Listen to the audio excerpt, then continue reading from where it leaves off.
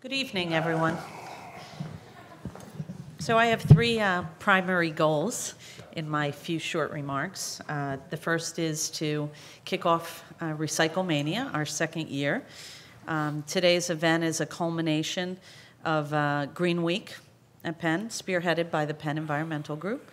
And RecycleMania, for those of you who don't know what it is a 10-week-long nationwide competition among college campuses to increase recycling rates and reduce waste diversion. So more than 500 colleges are participating, colleges and universities are participating this year, and Pennsylvania is leading the way with 48 participating colleges and universities. Last year, it was our first year, we achieved almost a 20% diversion rate, but this year we've set our goals to 30%.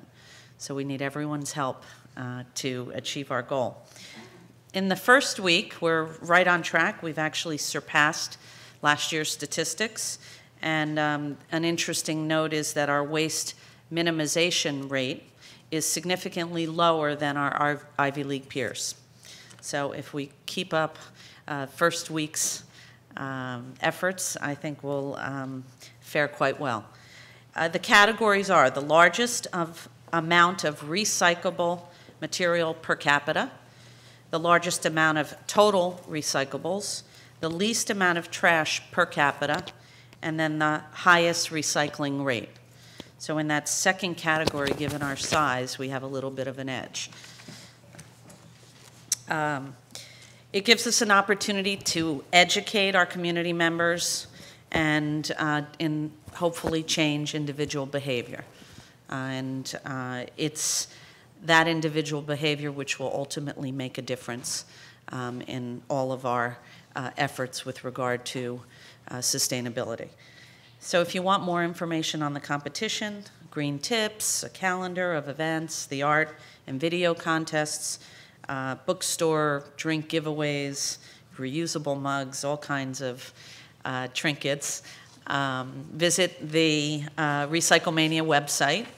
And so now I'll move on to my second plug, which is that I want to put in a plug for the Green Campus Partnership website. We are trying to be more sustainable, so we're trying to do most of our updates about our sustainability efforts through the website and reduce the amount of print materials that we print for communications.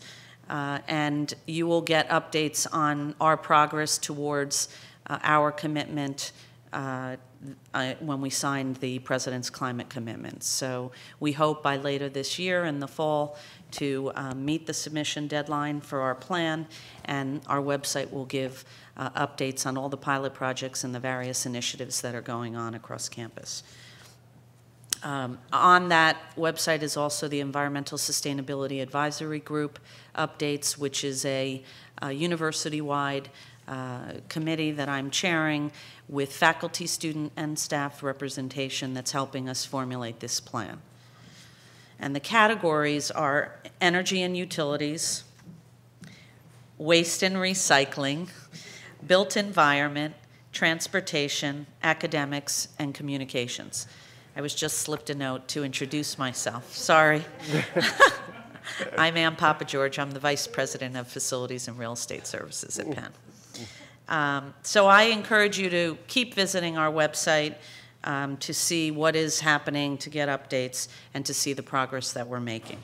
It's really a partnership, and the more people we get involved and the more people we inform, the better we will, the easier and faster we'll get to our goals. And last, but certainly not least, I'm here to introduce our speaker for the evening. And for those of you who don't know, even though he's currently the director of the Mayor's Office of Sustainability, he actually is a Penn colleague. I don't actually have the number of years, Mark, but you can touch on that. He's a distinguished senior fellow at Penn since, actually since 1999, so about 10 years, and an opinion columnist at the Philadelphia Daily News.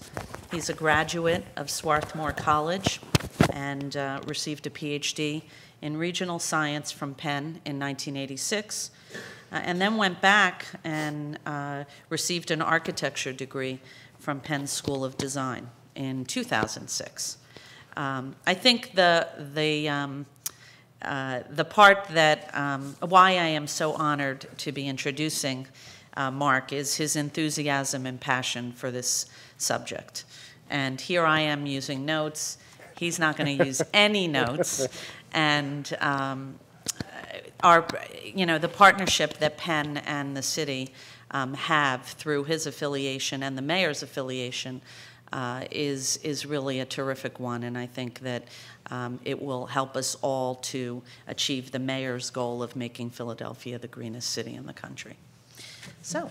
Thank you. Very nice. Very nice. Good evening, everyone. Oh, come on, I spend all my time with politicians. I got to get more, I know they're going to wait for a bigger one than that. No. You don't have to clap. Just say good evening back. Good evening, everyone. Boy, that's still pretty tepid, but I think it might be the best I'm going to get. I'll move on. It's a pleasure to be here. Actually, Anne gives me a number of segues to pick up from. But let me begin by saying what a pleasure it is on my part to be introduced by Anne Papageorge, because she is one of the co-chairs of just about the first thing the mayor did on the sustainability agenda for Philadelphia, which was name a sustainability advisory board, 21 members, co-chaired by Anne and Joe Manco. And it's really, she's been such a pleasure, and her leadership on this issue is absolutely critical to what we're doing, because, as she noted, the mayor's goal for Philadelphia is not to be the greenest city government, but the greenest city and indeed region in America. It's wildly ambitious. I hope to make it seem a little bit more plausible to you in a few minutes, but the kind of partnerships that Anne and Penn, the larger Penn community, represents is absolutely critical to this. She also gives me the opportunity to tell one of my favorite jokes, make one of my favorite jokes about the mayor, which is, unfortunately, I did not finish my architecture degree in 2006. No, I do not hold the MArch. I was happily involved in my little midlife adventure of going back to architecture school here at Penn, the only one I could get into, right? So I was happy to do that, and was in the middle of my first year, and in the spring of my first year of architecture school, and believe me, I can talk till the organic cows come home on the glories of architecture school. It's fantastic. There's nothing until I took this job, which is why I did, but there was probably nothing I could be doing where I'd be learning more every day than in architecture school, right? And I was doing it for its kind of intrinsic value. I had no particular plan in mind about practicing or anything else. It turns out, though, that it had some instrumental value in that you can't go to a design profession these days and not learn about sustainability. And in fact, the design professions are the source of some of the most tangible learning that's been done in the last generation around this nexus of issues. So it turned out to be a useful thing. But I interrupt myself. In the middle of my first year, I get a call, and a former councilman, Michael Nutter, is running for mayor. It's in the primary. He's running 5th. He asks, if I could be his policy director. So I figure he's running 5th, it's not going to go anywhere. How big a commitment could it be? And so I agreed, and we had a great time. We wrote some policy papers, and then, of course, he won. But on midnight, May 15th, I happily resigned. I had no part in the general or the transition, and went back to architecture school. And then, in the spring of 2008, last year, which I like to think of as my second year of architecture school, he called again and asked if I would take on this job, which, of course, he asks. You can't say no. Happy to do it. Wonderful opportunity. But let me just say, for a guy who says he wants to raise Philadelphia's graduation rate, the mayor's making it awfully hard for me to finish my own degree. So I've pretty much given up on that dream, but I'm enough of an academic to be really careful about the degrees I hold and don't hold. So I don't have an architecture degree. I wish I did, but I don't. So let me talk a little bit about, focus my comments more than they might usually be on this subject of waste minimization, recycling, and so on, kind of in celebration of what you guys are about to take on for yourselves in this competition. And competition is key, right? Competition, it can be a very useful device. Much of what this, again, nexus of issues is about, they have more in common with a sporting competition than they do with a bargain hunt, right? Financial incentives matter. Concrete incentives are clearly important. I'm not a planner, I'm not an environmentalist, I'm a policy guy, so I believe in incentives. But there is also a great value to engagement and to participation and to the kinds of ways that we think collective action can be made to happen even beyond the incentives. And competition is one of the standard formats for that. How many of you have ever heard of Sustain Lane? Sustain Lane. It's a great web page, too. It's Sustain Lane, like L-A-N-E, one word, sustainlane.com. It's a weird name. It's like Planetizen, which is a fantastic planning literature site, news aggregator, but goofy name, right? Planetizen. So Sustain Lane, another strange name. But go to the website. It has shaped up as probably the most significant of the rankings of cities, in this case, on sustainability. So they rank the top 50 US cities. They've done it twice, there'll be a third one next year. You know, we like to complain about rankings and the metrics they use, but you know, as everybody in this room knows, the US News and World Report comes out on the college, and especially I suspect in this room, the graduate school rankings come out, and you know, you might complain about them, but you want to go look things up, right? It affects investor psychology. So, Sustain Lane, 50 cities. Where does Philadelphia come in? Somebody knows. No, keep going, that's good. See, I can tell when I'm in the room with a bunch of Philadelphians, right? And you guys really aren't really from Philadelphia, most of you probably, right? Because when I'm in a room with nothing but Philadelphians and I ask that question, 50th, bottom 10th, right? Lower half, never gets above 25. Turns out it is 7th, twice in a row. Now, one of the reasons why we score so high are things like urban ag. Well, you know, community gardens and farmers markets, really strong thing. One of the reasons why we're not higher is recycling. We have a lousy, famously lousy recycling rate. I was listening to Ann report some of your numbers. Do you know what the residential recycling rate is in Philadelphia? In Denver, it's pushing 70, and the mayor's got this goal for 75%, right? There's a madman on that last 5%. Do you know what ours is? There you go. You're getting into the spirit of things. The last time we really very carefully measured it is 6.5%. It's kind of the classic number.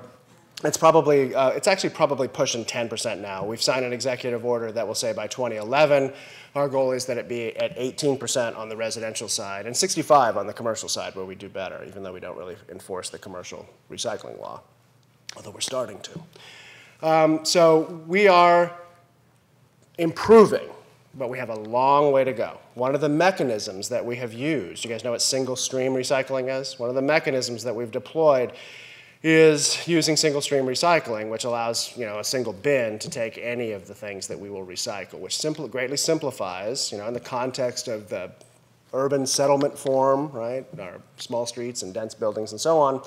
Whose trash is that? Whose trash is that? It's hard to tell. Given a whole array of factors, simplicity is key in making this thing work in order to get participation rates up. So single stream is helpful in that regard. Weekly is helpful in that regard. We are now citywide, single stream, weekly, same pickup as your trash. That kind of simplification has already had measurable impact on our participation rate, and it's rising. And we're actually probably going to beat the 2011 goal ahead of schedule. I'm about to kind of encourage a actually 25% goal by 2015, which again, totally doable. So, we do poorly, but we are focused on this particular metric. And I'm going to tell you about some others in a minute, just to give you some context for what we're trying to do. But we recognize that there is, in fact, something about recycling. And I think it probably has to do with the scale, households, individual behavior, and so on. That's engaging. You can't choose to have or not have a recycling goal in a Department of the Environment or in a sustainability program or agenda. It's a given that it's there. It is in so many ways a marquee issue. It's a touchstone, recycling rate, and its ability to galvanize individual behavior, especially, let me just say, students younger than you. I mean, nothing turns on young kids like recycling, because it's a way that they can go home and badger their parents and police their behavior. I mean, and it works. I can speak from both personal experience and a broader policy experience on this. So It's a key element of a larger sustainability measure. Now, before I tell you about what are some of our, not just our immediate past and current present is regarding waste and some of the issues, recycling and others, that you're taking on here, and why doing it in the context of a competition can be so useful, because of course not only does that competition maybe make you want to work a little harder than you otherwise would, it also creates the occasion for celebrating the winners, right? So competition is useful. Before I tell you about where we want to go next, though, on that and other kinds of measures, let me give you a little piece of context. I've given you one small sliver so far about what we're trying to do. We go back to the mayor's goal, greenest city in America, wildly ambitious. Right? The sustainability framework that we'll be launching in April is all about making that plausible, that by 2015, in fact, Philadelphia can assume that mantle. Now, what we've got going for us is not our recycling rate, although we got to get it up above a minimum threshold to bear the mantle, but we have some really fantastic things for which Philadelphia is an absolute national and global leader. Urban agriculture, local food is one. Another one that I'm going to give myself 30 seconds to talk about, even though it's a little off the topic as I've tried to define it, because I want to stay pretty close to waste in these remarks, but is green infrastructure. Does anybody know what a CSO is? No, a combined, oh, good. Yeah, what? What is it? Exactly, a combined sewer overflow, right? Most cities in the United States, especially older cities, and about 60% of our system, uses the same set of pipes to carry away sewage and stormwater or rainwater. Falls into the same pipes, into the same, not the same inlets, but into the same pipes. When it rains hard, those pipes fill, and it backs up into basements sometimes, which is bad, but it also overflows into the rivers, which is the source of our drinking water, so then we have to clean it, pay extra to clean it up. It's also a violation of the Federal Clean Water Act, which states all waters must be swimmable, drinkable, fishable, an impossible standard, frankly, let me just say. And so instead, what the EPA does is it signs a consent decree that says, okay, we know you're not going to get to 0, but could you please get to below 45, which is about how often it happens, which is really bad. So can you get it down to single digits at least, and we'll let you off the hook. We'll sign something. All of our competitor, sister, whatever mood we're in, cities in the Northeast and the Midwest have largely attempted to deal with this problem with gray infrastructure, bigger pipes. Hey, we got a pipe problem, let's build bigger ones. The engineers know how to design it. We know exactly how much it's going to cost. The bond markets will let us finance it. In Philadelphia, we're pioneering an approach that says, okay, so we got the gray infrastructure, but what about using a green infrastructure approach that says, if we increase the amount of pervious surface in Philadelphia, surface that's capable of retaining the first inch of rainfall, which is about 90% of the storms that happen, at least under current climate conditions, in Philadelphia, can we meet the same kind of consent level decree CSOs? The answer is, if you do enough of it, yes, you can. So what does it mean to do that? It means to have green roofs. It means to use pervious material on our basketball courts and our parking lots. It means to build, not when we plant street trees, to build tree pits in such a way that they retain more water, on and on and on and on. The water department, which is fabulous, let me just say. It's my first time in government. I'm not a government guy. I'm not a particular advocate of being inside. I don't think of myself as a public servant or any of these wonderful qualities that my colleagues have who are longtime government servants. The water department is fantastic.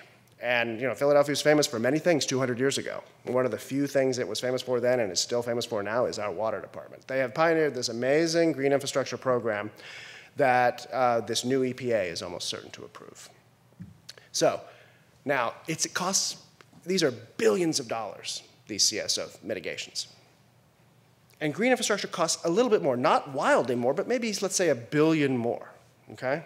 Which again, it's going to cost $30 billion to rebuild I-95 inside the city limits, okay? It's not that big a difference.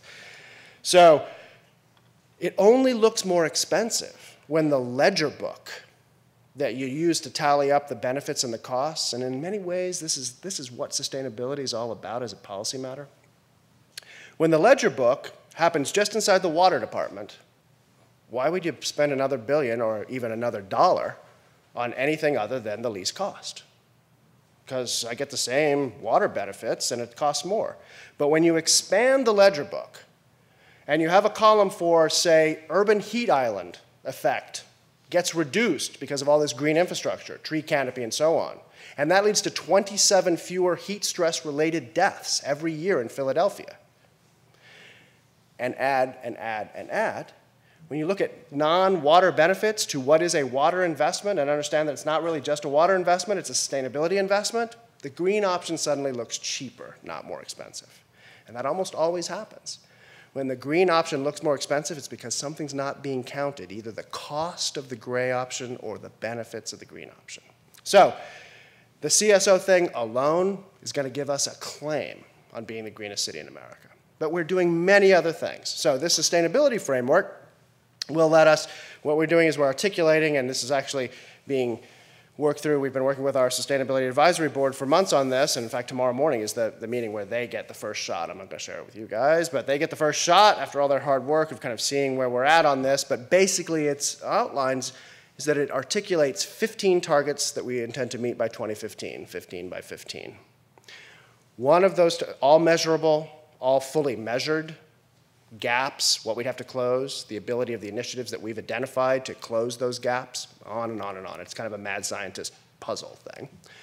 But it's a completely plausible strategy for meeting these kinds of metrics. One of those metrics, and now I finally get to return to waste, one of those metrics is, one of those targets, is that by 2015, Philadelphia will divert 100% of its municipal solid waste from landfill. 100%, all of it. Now, I've told you our recycling rates, right? Yikes. How do you do that?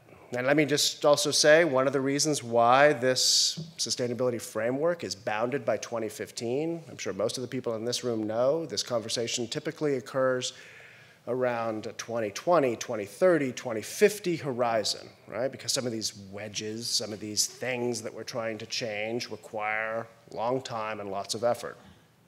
Certainly true. And our analysis is nested in that longer run. One of the reasons why we are nesting that analysis in the longer run, but also backing up our measured targets back to 2015, where we would be so that we're on that longer trend, is because what we're trying to do is align accountability and power, right? 2015 is how long the Nutter administration will probably, if I may so presume, be in office, right? Full 8-year off of 2 terms. What we're trying to do is hold ourselves accountable when we leave office. I won't still be there. But when they leave office in 2015, that this is what we're willing to be held accountable to, these 15 metrics, these 15 standards. One of them is this diversion rate. How the heck do you meet that? Well, actually remember, we're talking about, percentages of percentages here, right? There are components to those kinds of rates. And actually, Anne's comments, opening comments, alluded to several of the components in the formula, right, for diversion. What are some of the ways that you can move towards 100% diversion from landfill? What's one of them? What's something you can do? Compost, good. And compost could be part of a kind of a larger, what? Recycling kind of a component, right? That's great. That's terrific. And that's why you want to pay attention to whether or not someone's talking about the recycling rate or the diversion rate and what they might mean by the diversion rate. Right, so we could boost the recycling rate. We intend to. What are some ways you could boost the recycling rate? We've got a couple. And in fact, here I'm on the webcast, right? Well, this is kind of semi-public. We are engaging scenarios now to deal with what is the gorilla. In fact, I believe this is the longest I have spoken in months without mentioning it, the gorilla in the room, which is our budget crisis. Right? So we went through $1 billion in the 2009. I mean, we lost, we didn't lose, everybody lost. We've already taken $1 billion out of our 5-year plan, which must, by statute, be balanced. We don't have to just balance, like New York, a 1-year budget. We have to balance a 5-year budget, and every year of those 5 must be balanced. We've already taken $1 billion out. As the mayor announced a couple weeks ago, we have to take another $1 billion out. Right? It's not that we didn't see it the first time. It's that we still can't see the bottom yet, and it'll probably get worse. So we're looking at 20, 30, 10, 20, 30% budget reduction scenarios across every department, and it's lousy. It's hellish. So we're having this conversation, and in the midst of this conversation, we're talking about what might we do at the streets department, who handles our recycling. What kind of scenarios could we be looking at to both save money but also produce collateral benefits? So what are some of the things you could do? You could, because again, the game theory here is we want to minimize the trash and we want to maximize the recycling.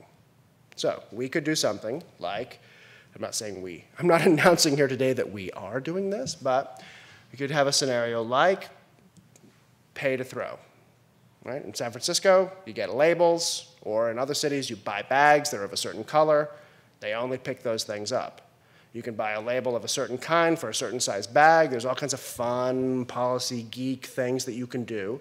But the basic idea is that you can put out all the recycling you want, and you only get one bag, maybe, for free of trash. And after that, you have to pay. And how do you keep track of who's paid and who's not? People have to go buy stickers. And you put the sticker on the bag. And if you tear the sticker off the bag, it tears the sticker, like a license plate sticker. You can police this thing, you can regulate this thing, you can govern this thing. But the basic mechanism is looking for ways to incentivize people to do their own household level waste minimization and recycling maximization. So you make recycling for free.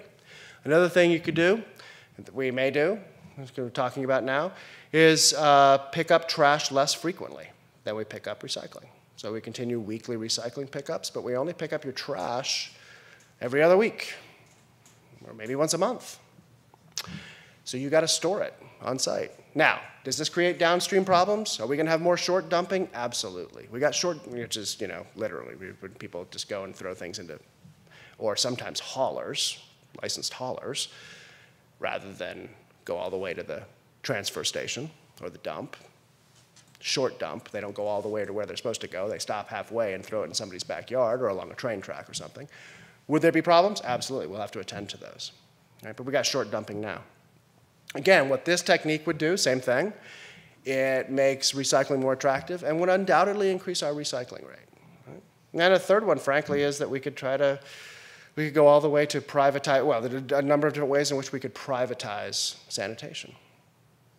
We could continue to pay for it, but just pay private operators on a performance contract, which we could presumably save some money out of. Or we could really privatize it and say, go take care of your own trash. It's not a municipal function. Now, is there public health benefits? Absolutely. Right? So we've got to think about all of these things. But what we're trying to look at is ways in which we could, yes, save money, but really more than that, be more efficient. Right? It costs $63 a ton, and this actually will set up the next component of this formula. It costs $63 a ton for us to take trash to landfill. At the last quarter of 2008, we were being paid $44 a ton for recycling. Now, I'm sure as everybody in this room knows, the recycling market, has temporarily collapsed worldwide. And the Port of Los Angeles Long Beach is the world's largest cardboard storage facility, right? Because China has stopped all the ships. They're not leaving. So it's all piling up. We'll assume that that market will revive, but it's kind of a courageous assumption that the mayor has made, because we haven't cut back on our recycling. We're going to continue to ramp it up. We're investing in trucks. We're changing behaviors in our operations and everything else. So we're staying in the game, but I'm telling you, it's a tough time to stay in the game. Because last quarter, we could sell a ton of recycled materials on average for $44 a ton. This quarter, we're paying $32 a ton to have it taken away. We got to pay them to take it and store it somewhere. Now, you'll note $32 a ton is still less than $63 a ton, right? So it still makes sense for us to be recycling. So we've got to maximize the recycling, minimize the trash in a way to divert to landfill, because neither of those things, the trash you don't ever put out and the recycling, don't go to landfill. But that leaves a pretty big chunk. What can we do with that? It gets even more provocative. Well, let me just say, in a way that often doesn't get counted, before I turn to the provocative subject of energy from waste, what often doesn't get counted already is how much of our trash goes to Groves landfill, waste management facility, and turns left just inside the gate and goes to a wonderful waste management subcontractor, Wheelabrator, and goes and generates electricity. The Groves landfill, right, in Bucks County, there's 3 big landfills. It's really extremely well-run. We love them. They're great partners. Extremely well-run facility, and they have got methane digesters on all of those, Part of the calculation now about landfill is not an undivided evil, right? It's actually a recycling device, right? You can capture energy and reuse it to burn gas for turbines to generate electricity. And they do about 4 megawatts of that out of the methane that they're capturing from their landfill facilities up there. But the big money, the big electricity, is in the stuff that, as I say, turns left and goes right to, and pretty much, I think for the last quarter, I think pretty much all of the 1,000 tons a day that we've been sending up there, and I think for the year, something like 72, 75%, is not going in the landfill.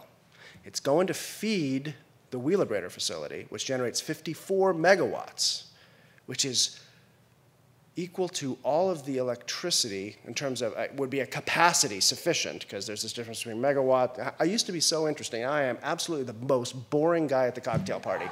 But there's a difference between megawatts and megawatt hours, okay? But is a capacity, right? The capacity of this facility, this Wheelabrator facility, is sufficient to meet the consumption level of, at one time, not our peak, but our base consumption of the city's general fund and water fund.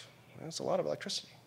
So that 1,000 tons is going in there and burning. And the only time they have to use natural gas is when they shut it off to clean it. They use natural gas to fire it back up, but after that, you just throw anything in there, and it stays at that 2,700 degrees, whatever you throw, and it's self-feeding, and it turns turbines. Now, we're paying them to take it to the landfill facility, and they are very cleverly selling it again as electricity to Pico, to Exelon, behind the meter. Pretty impressive, right? So, another component. I got preferences. The best thing is reduce.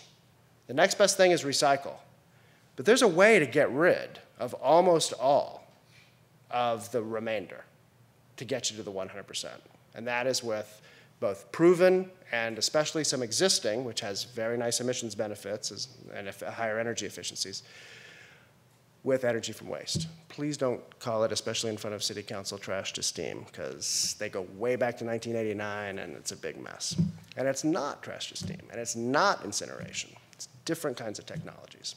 So those technologies have got pluses and minuses. We need to weigh those, but we need to have the conversation, the 2009 conversation, not the 1989 conversation around some of that stuff. So, wildly ambitious target related to your concern, waste, 100% diversion from landfill, and actually doable. More doable, certainly than it sounds, but also really more doable until the process of constructing this framework even taught us.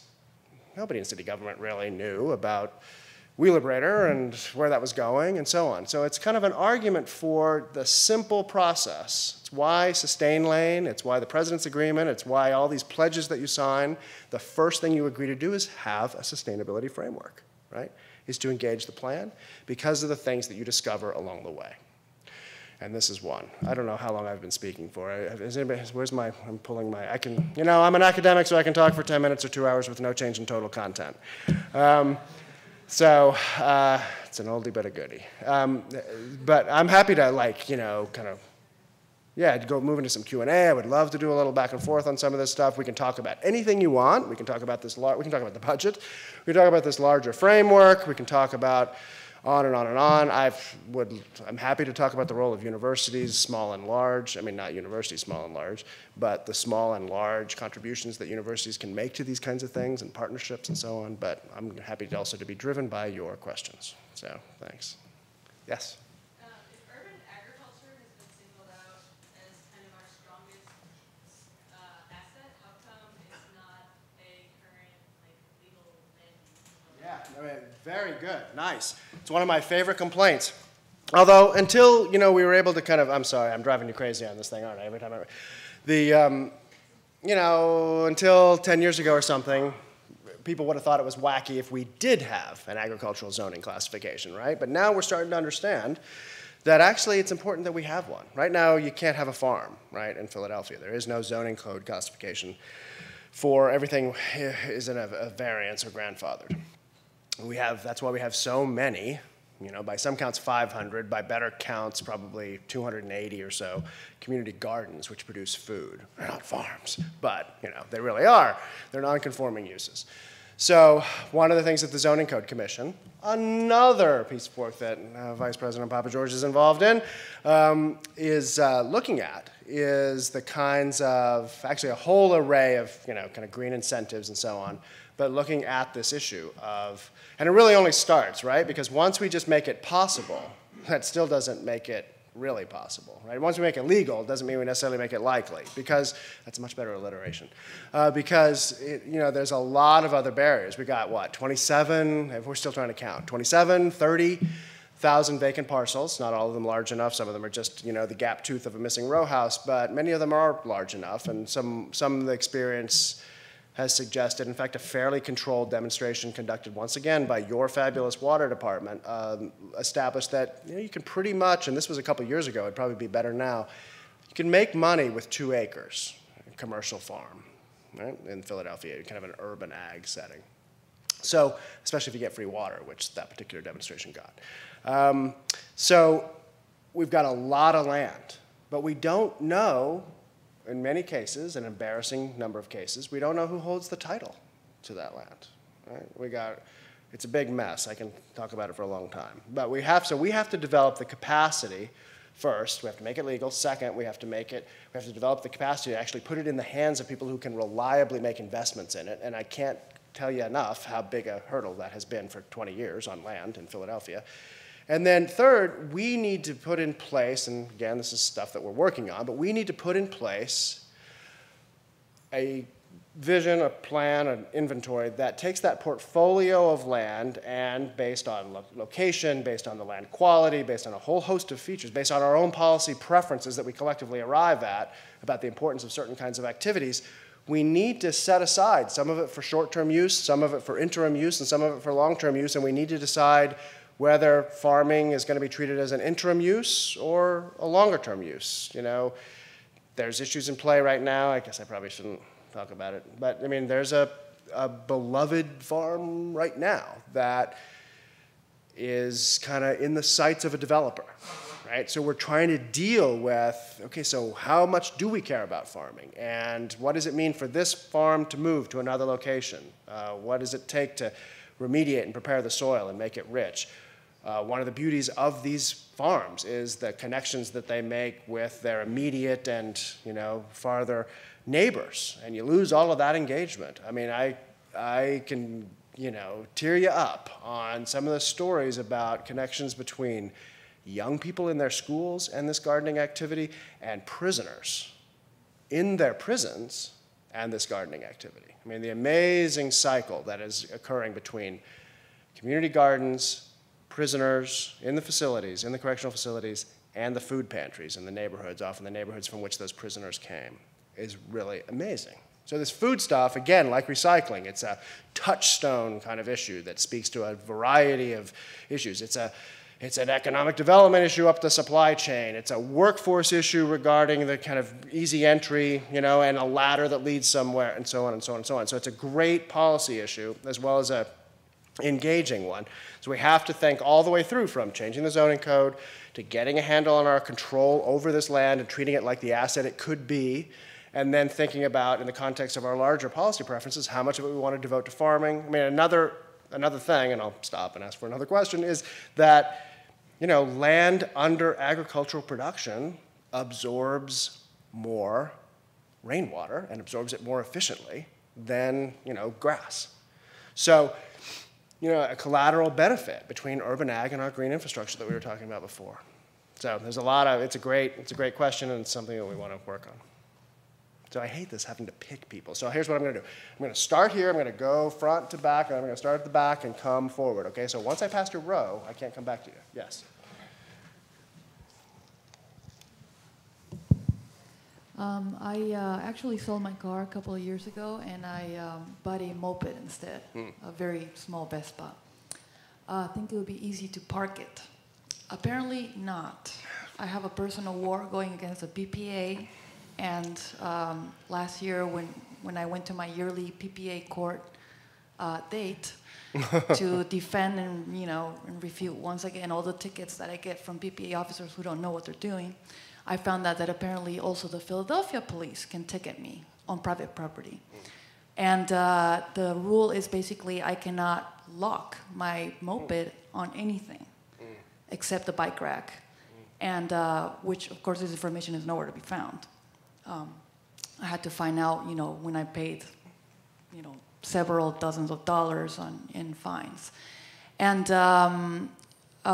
they want me to park on the street, basically, and I cannot park on the street because I need to lock my moped down because two guys can just pick it up and put it in a pickup. So, and there are no bike racks anywhere, where I live on Washington Square. So is there, hopefully, some policy coming along, or is there some change going to be happening? Because I am really getting desperate now. Right. I don't know where to park it. I keep getting ticketed. A lot of the tickets are not tickets that I should be receiving. And, I am basically going to turn into, taking my license plate with me. Right. Because that's the only way I can park right now.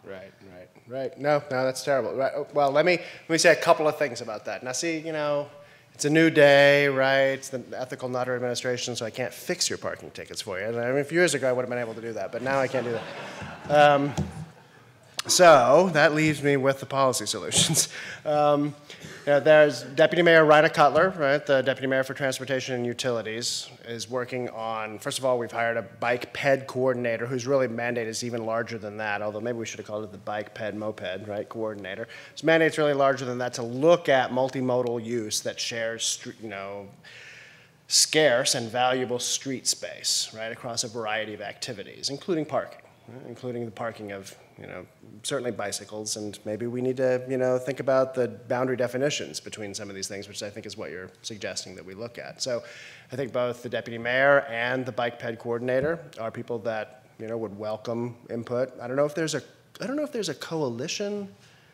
It's another kind of approach here on this, right, is to make sure that either, the Bicycle Coalition or Bike Share Philadelphia, or maybe even Philly Car Share, because they're interested in multimodal stuff as well, to kind of attach your particular concerns that so nicely illustrate the problem to some larger organization that can try to talk about this at some kind of scale. It's the second piece of advice.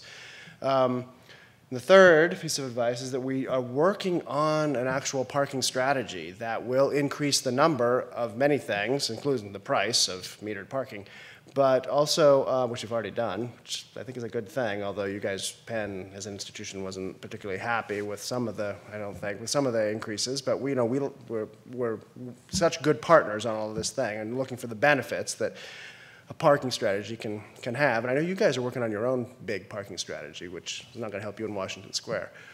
We're putting out more bicycle racks, too. We've got part of an RFP that'll be out, which is a request for proposals, which is one of the ways we do big pieces of work, is on street furniture, which is going to include things like bicycle shelters and transit shelters and bicycle racks and newspaper boxes and all kinds of things. So I think there's going to be more supply, but I think what we have to help you figure out, and I've named the people that are responsible for that, is maybe changing some of the definitions that get your moped legitimized for using some of those bike racks. Now, I don't know what all the issues are, right? But I think that's the way in for you on that. Okay? It's not quite a magic wand, but at least it's 3 different things. So, yes?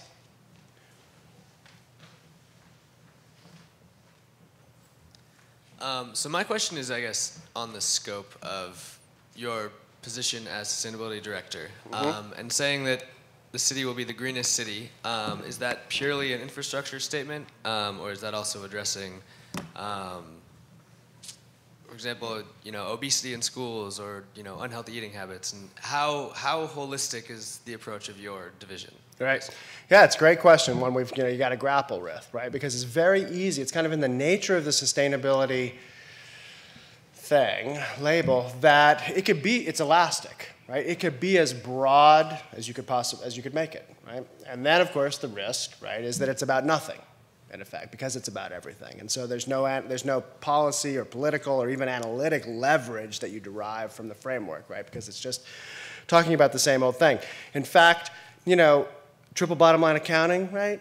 Sustainability guys, we didn't invent that, right? I mean, that's as old as, in its essential features, that's as old as neoclassical micro, because internalizing external benefits is the same thing, right? So it's got to have some boundary on content, because technique alone, future orientation, that's lots of other people have always been about that for 1,000 years too.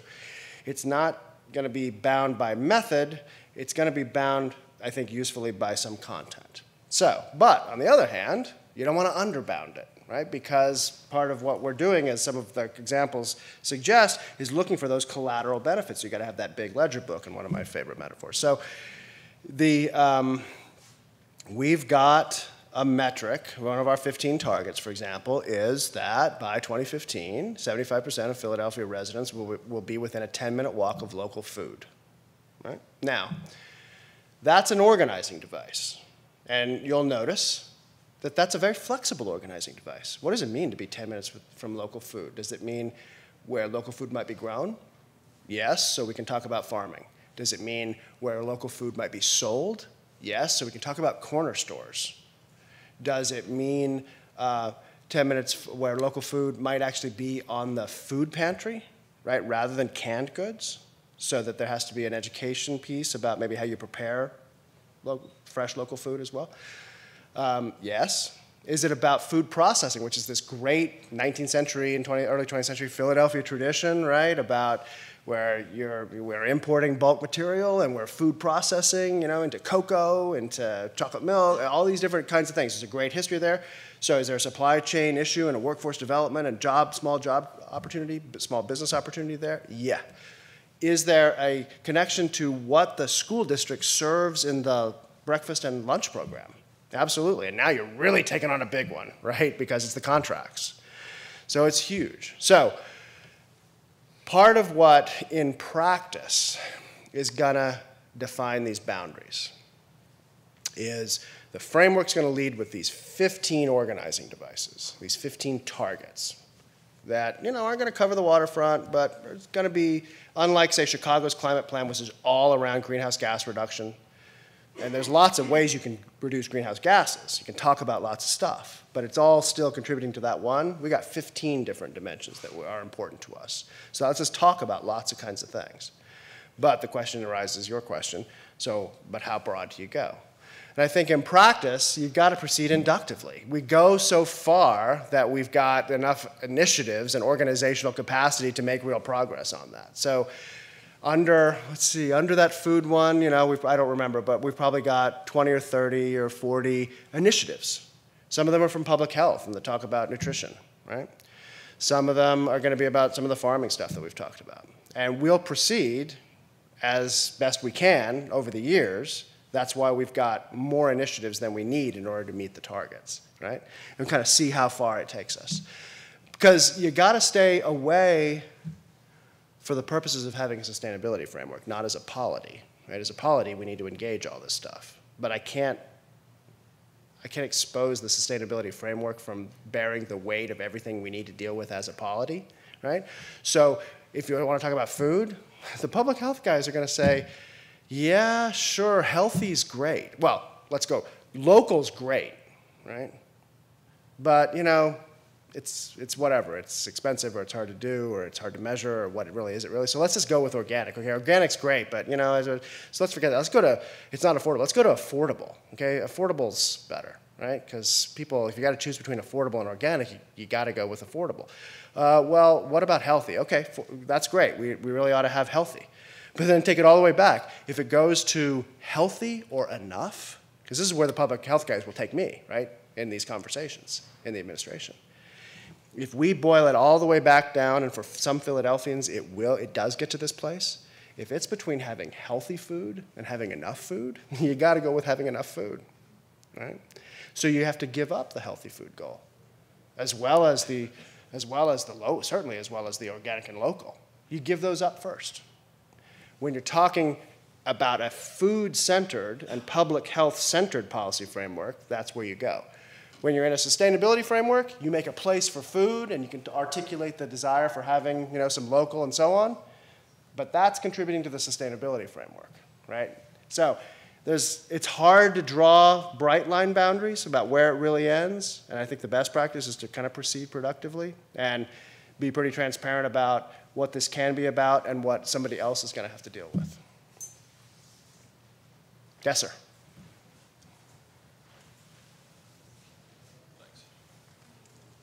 There are thousands of municipalities in Pennsylvania, aside from Philadelphia, all of them smaller, of course, many of which have put a lot of energy into crafting recycling ordinances, which address the issues that you've mentioned and others.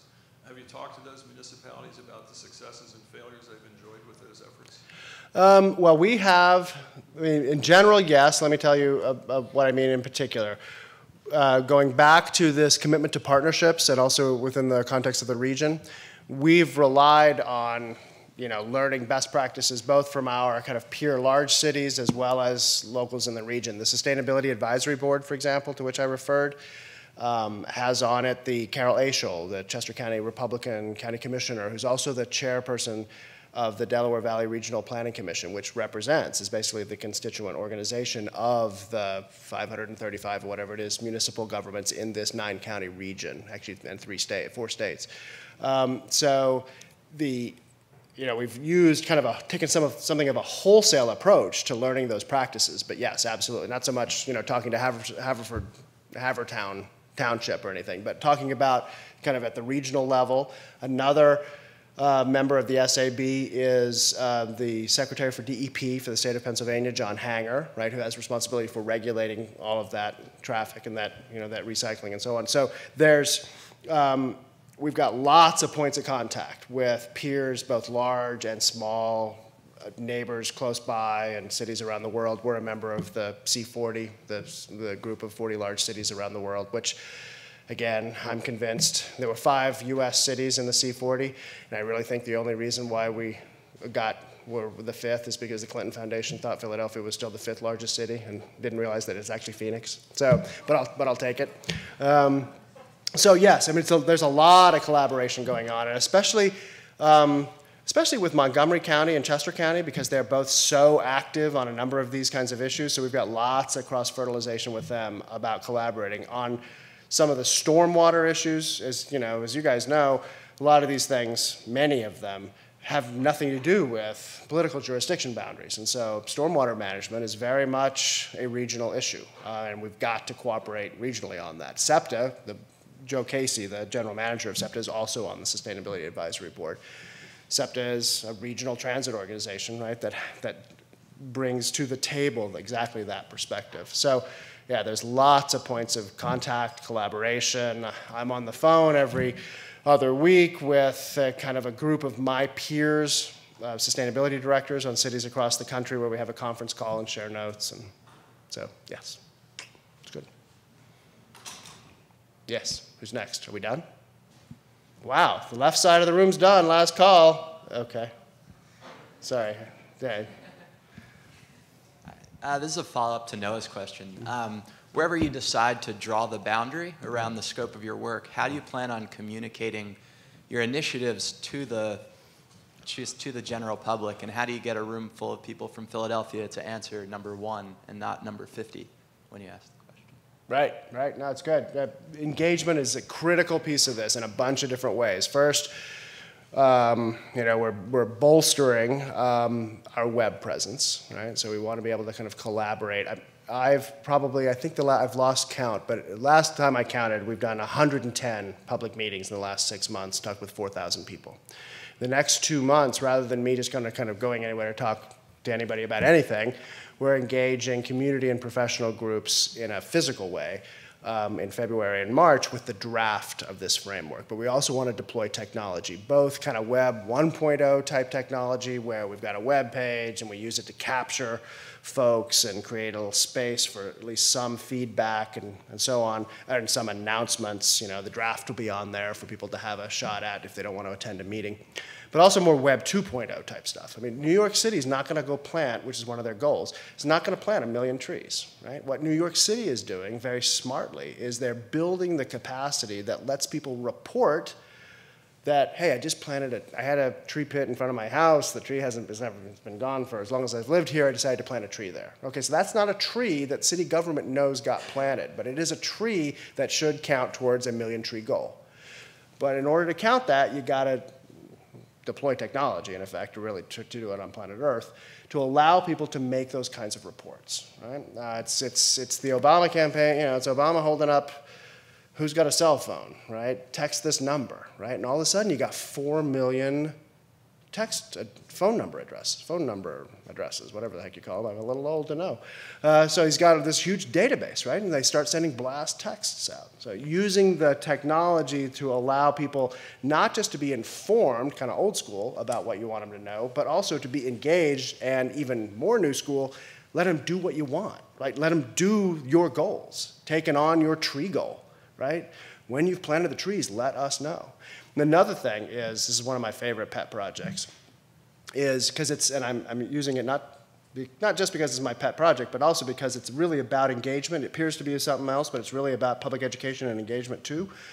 How many of you have ever purchased a carbon offset from Gold Standard or TerraPass or something because you felt guilty about flying to Zurich for the summer or something, right? A couple of you have done it. Okay, so, you know, right now, right, you got a lot of verification. You got probably using some kind of CDM, the EU standards for what really passes the additionality test. But you guys know how it works. You're doing something that creates carbon CO2 emissions. You're feeling bad about it, so you voluntarily purchase something that can be sized appropriately. I actually purchased the carbon offset for a trip to Zurich this summer, from Zurich, Philadelphia, round trip. It was 18 bucks. So I 18 bucks, I get this nice little label, right, that I can attach to my suitcase, which I will admit I ridiculously did, and said, you know, that I've offset, right? I haven't changed my behavior. The emissions are still going out, but I've offset them by giving TerraPass $18, which aggregates that and puts a scrubber on a coal stack, you know, coal-fired electricity plant in India or China.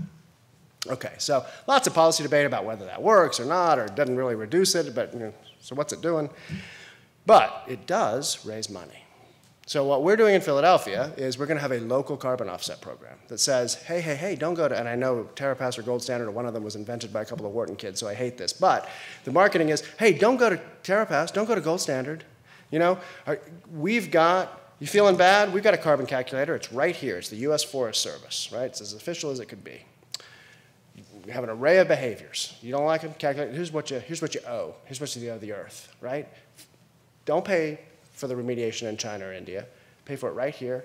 It's going to go to the to the Fairmount Park Conservancy, nonprofit 501c3. They do all the fiduciary. City has nothing to do with it. And they take that money and they plant trees in Philadelphia, right? A sufficient number of trees. It's all priced so that the trees offset the carbon of whatever behavior you're guiltily reporting. Right? So it all stays local. You worried about the additionality test, right? Like, would we do it if we didn't get your money anyway? No, we won't, because we don't have any money, right? So, but you're really worried about the additionality test? Here's a thermometer, right? This tree package isn't going to happen until we get to here. It's for real additionality. You're worried about verification? Like, I don't know whether my $18 paid for anything for real, right? You know, on the other side of the world. You're worried about verification? Here's the site where the trees are being planted, or the bioswale is being dug at, you know, and a second one at Mill Creek Farm at, you know, 46th and Haverford or whatever. You're worried about verification? Go look at it. It exists in your city, right? You want to learn more about it, or are you really into it and you want to work on it? Push this button and you can volunteer 3 weeks from now at an event that's happening at that site. You know, all this stuff. So it's kind of about raising money. It's kind of about offsetting, right, carbon emissions, but it's probably more than anything else about engagement and education. What's an offset, emissions, and if, you know, kids start going to this thing and using it to learn about what this works, as well as about learning about projects that are going on in Philadelphia, and corporate philanthropy and so on, which is, moving into this in a carbon constraint. A lot of corporations, and again, this is something that we often don't fully appreciate. Philadelphia's got some amazing corporate leaders on this stuff. SCA, global leader, right, on this stuff. Roman Haas, amazing. They just went through 18 months of the natural step, like the ultra sustainability thing from Sweden, where they reoriented their entire corporate enterprise around 5 sustainability principles. It's what they're all about. They're not a chemical company anymore. They're a sustainability company. It's not greenwashing. Raj Gupta, the CEO of Roman Haas, is also on the Sustainability Advisory Board. So there's all this corporate leadership. Think about some of that corporate philanthropy getting kind of devoted to, as they think about a carbon-constrained economy. They think about trying to figure out how to deal with, maybe a carbon market that might emerge in a couple of years. They're ready to start buying offsets and getting used to this idea. So, you start to reorient some local, regional corporate philanthropy around this thing, and it actually might raise a few $100,000 and really plant some trees. Because one of the targets in the sustainability framework is increasing the tree canopy in Philadelphia from 15 to 20%. So we got to do 300,000 trees in 7 years. It's a lot of trees. So that's why I'm looking for ways to raise money for trees. $400 a tree. $400 a tree for street trees, $250 a tree in the park. Yes. Yes, sir?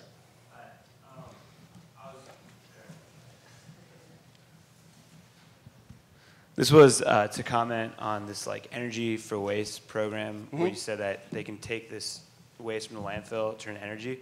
Is there the idea of expanding that, or because if you privatize it completely, then hypothetically, then that company would run out of business and that could be bad. Is there some trade-off where we can have more in the landfill because it gets converted to energy and maybe that's valuable enough that it's not worth completely getting rid?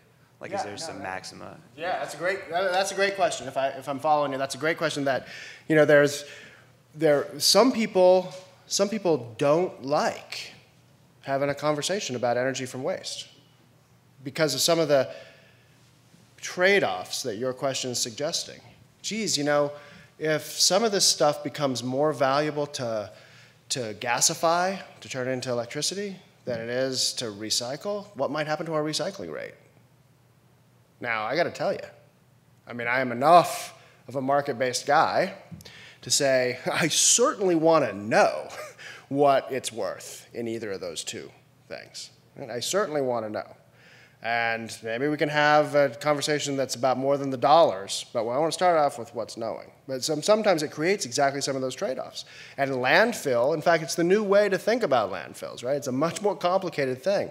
That landfills are, in fact, they are creating energy that we had previously flared. And it's very rare to see that, potentially dangerous methane being flared at a landfill site anymore. It's being captured now because especially the for-profits say, I'm just burning money. And instead, let me take that stuff, let me pipe it, send it to a turbine.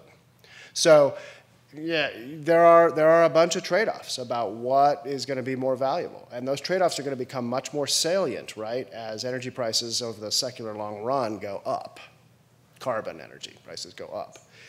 And you start thinking about, now these landfills also have a life cycle, right? I forget what the numbers are, but eventually the methane's gone, right? So I hate to guess.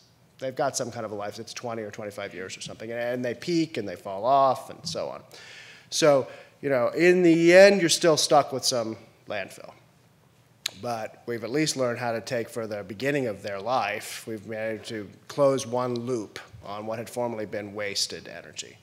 That's the other thing. This is what, you guys know this, I know I don't have to say, but the reason why cities are so well positioned in these policy discussions and in this future that we think is unfolding is that we are huge gold mines, reservoirs of potential energy efficiencies, of waste heat, of the row house. We have 440,000 row houses in the city of Philadelphia, right?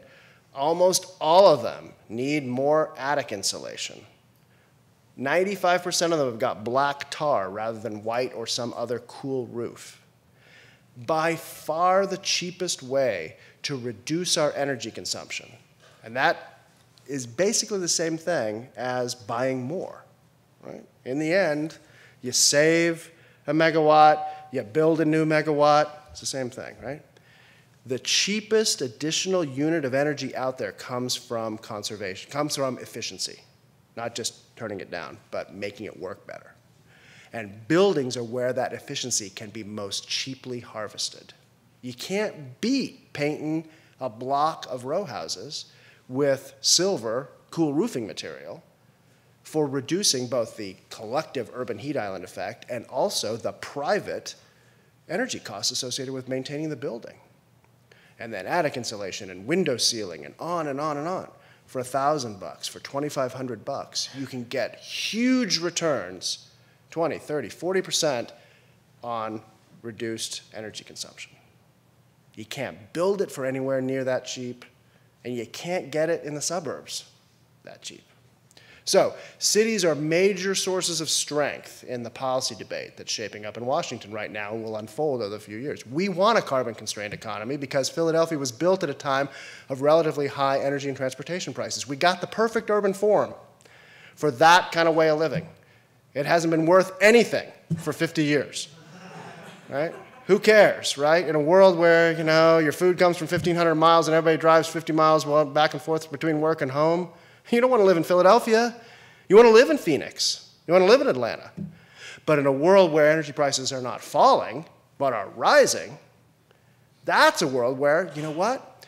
Low energy intensity is suddenly an economic competitive advantage. I say I'm not an environmentalist, right? I say I'm not a planner. I'm not. For me, this is about economic development, competitive, and finding a place for Philadelphia in the future. So cities are the place where you can get the cheapest energy in North America, 2-3 cents a kilowatt, as opposed to 10 or 12 for coal and 20 for solar and wind. And you can get it cheap with efficiency. So Philadelphia is more valuable as an energy source than almost anything out there.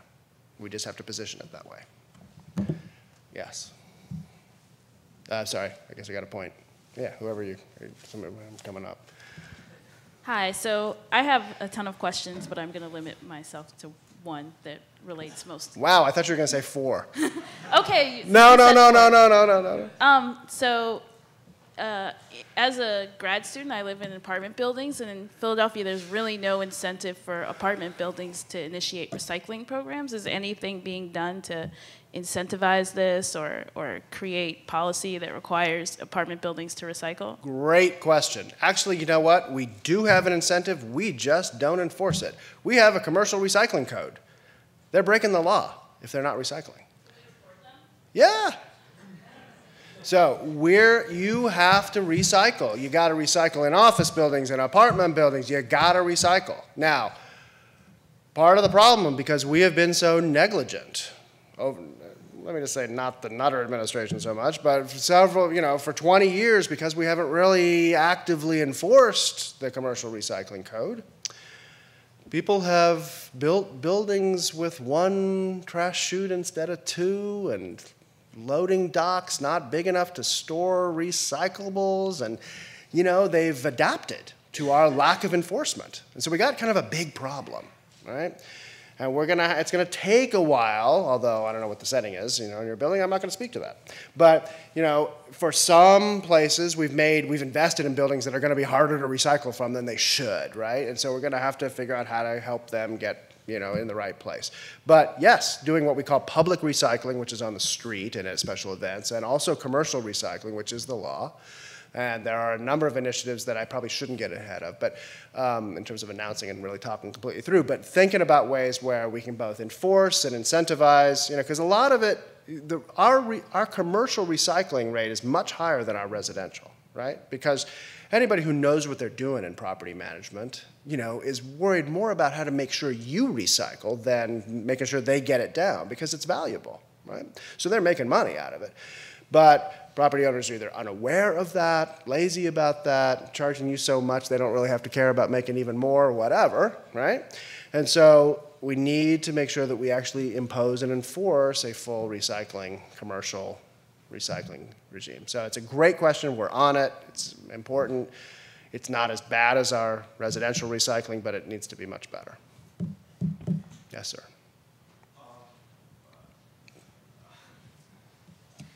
So you're talking about various ways, or the importance of promoting efficiency and how much money can be saved from that, and how it's the easiest way to save energy. I was wondering, I guess it's pretty much impossible, given the current budget, to give subsidies for increased efficiencies in residential areas, but how do you combat that problem and promote? It's a great question. It's a great question. So let me tweak it just a little bit, though, right? Because we're not in a position to do incentives per se, kind of in the traditional sense, right? And the incentives that we do have, we're all for incentives. They need to be federal, right? Because we are at such a, for a whole variety of reasons, we're already at a kind of a competitive disadvantage with the Sun Belt and the suburbs, right? So local incentives are really tricky, because it's like asking, orphans to build their own orphanages, right? I mean, it's making it, kind of harder for us. So, but we love state and federal incentives. We're at level playing field. Then once everybody's playing by those rules, hey, we can win that game. So, but there is some stuff we can do. Let me tweak your question just a little bit. We've got hundreds of thousands of, we have 660,000 housing units in Philadelphia. We got, 440-ish thousand row houses. We got a lot of old housing stock. The vast majority of the housing stock was pre-1945 and so on. So it's got all this stuff. But, what I'm saying, right, my claim is that these efficiencies are self-financing, right? You can liquidate the debt that it might take to make the improvements in the buildings with the stream of savings in your lower monthly electricity and gas bills, right? They're self-financing. They're just not self-implementing. And if you don't have the $2,000, it doesn't matter if you can get paid back in 3 years or 7 years. You got to have the $2,000, right? So just because they're potentially self-financing doesn't mean that they happen. So what I like to think about this is less of an incentive issue and more of an education and financing issue. And so what we need to do is, and actually there's a lot more of this than people realize. There's a Phil Loan program. Keystone Loan out of Allentown runs a state program that makes tens of thousands of dollars available per household. The Phil Loan program is $30,000. There's an income program that lets you borrow money at 3% and income eligible, and there is a no income limit that lets you buy money at 5%, right, to make these kinds of improvements. Right? So there's some, but it's not marketed enough, it's not big enough. We really need to have, this is what I hope much of the stimulus is about, so that we can have, and in fact there's a big new conservation bonds title, hundreds of millions of dollars that could be used to try to capitalize these kinds of things so that we make it as easy, maybe not quite as easy given the meltdown in the housing market, but we make it easier for people to collateralize a loan based on the investment grade energy savings as it is now for them to do it based on their equity, which, as the foreclosure crisis has suggested, is kind of made up sometimes, the equity, right? But these energy savings are absolutely investment grade. Absolutely investment grade. There's a whole industry of firms called ESCOs, energy savings companies, that make lots of money based on their understanding of that potential savings. So they actually finance it for you, not householders, but large institutions. So what we need to do is figure out a way to get into the financial market and develop instruments that let you collateralize, debt and get it paid off. Now that's one way. That's the very private way. The other way that we want to do in Philadelphia, some cities are starting to kind of experiment with this a little bit. A couple of small states have done it. Vermont famously did it with a nonprofit called Efficiency Vermont that basically works with a dozen electricity companies in Vermont. And the state of Delaware has just started a new thing called a Sustainable Energy Utility, which does a little bit of what I'm going to describe. But no city has done it, and I really want to be the first on this, where what you can basically do, and it helps in Pennsylvania, there's a new law. What happens on January 1st, 2011? Yeah, good. So everybody's electricity rates are going to go way up, right? PICO likes to say 17%, 20%, could be, but that's probably a little low. It might be 25% or so. When Maryland did this, particular kind of thing, it was 70%, right? I mean, it's going to be a major increase in 2011 in our electricity rates because they've been capped for 10 years.